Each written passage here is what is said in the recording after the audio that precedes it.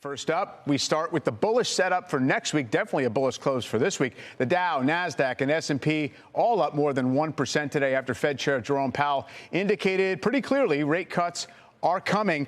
David, a couple of days ago, I said, gee, it seems like it'd be hard for Powell to deliver a dovish surprise relative to how markets had been behaving. You know, yields at the lows and the dollar going down and even oil breaking down.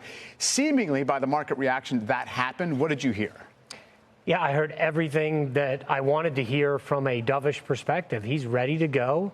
I like the ample room in the tank to tackle any risks. I think that Fed put structure is really what's been fueling this market all year, which is the idea that if things got messy, they got a lot of room to go, and they could cut very quickly. And I think he made that very clear. That I think the market loves to hear.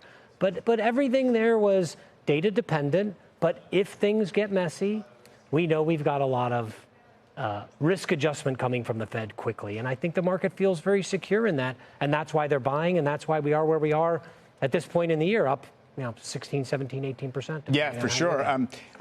Paul, a couple of years ago, and even more recently than that, if you had asked Jay Powell, we're going to get a soft landing, and he'd be like, couldn't guarantee it. Maybe it won't be possible. We have to see what inflation does. Market's been kind of banking on that scenario to varying degrees.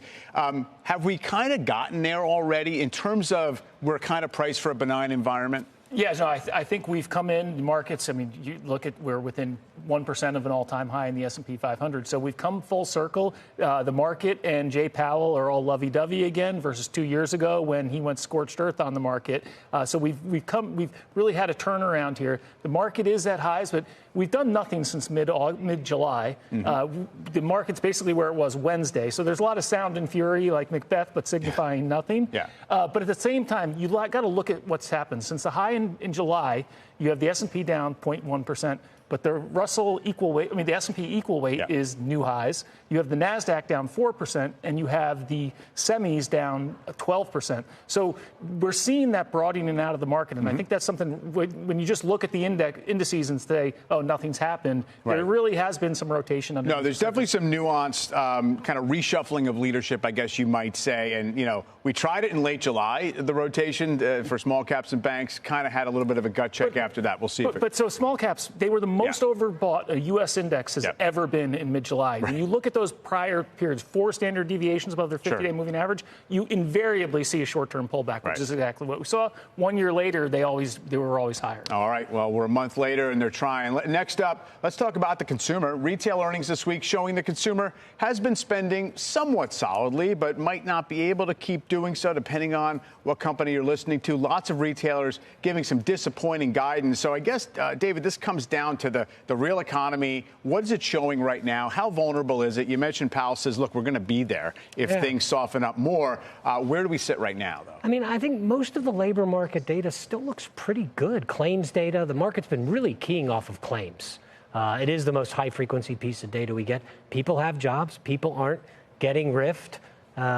It's normalized. They don't want any further normalization. That's kind of what Jay said today. We're kind of happy with as far as we've gotten, but I think up at 4.5, 4.6, or 4.7 in the unemployment rate, they'd be unhappy with that. So, and they'd be wanting to move a little quicker. So I think the consumer is in a decent place compared to where they've been. I think it's a little bit weaker on the labor market, but not enough to get nervous just yet. And again, we've got 200 basis points of cuts that we could put in really quickly and just get back to neutral. If you think neutral's around 3.25, which I think Raphael Bostic today was on the tape saying he thought 3.5, somewhere in there is the new neutral. That's a lot. That's a lot of cushion.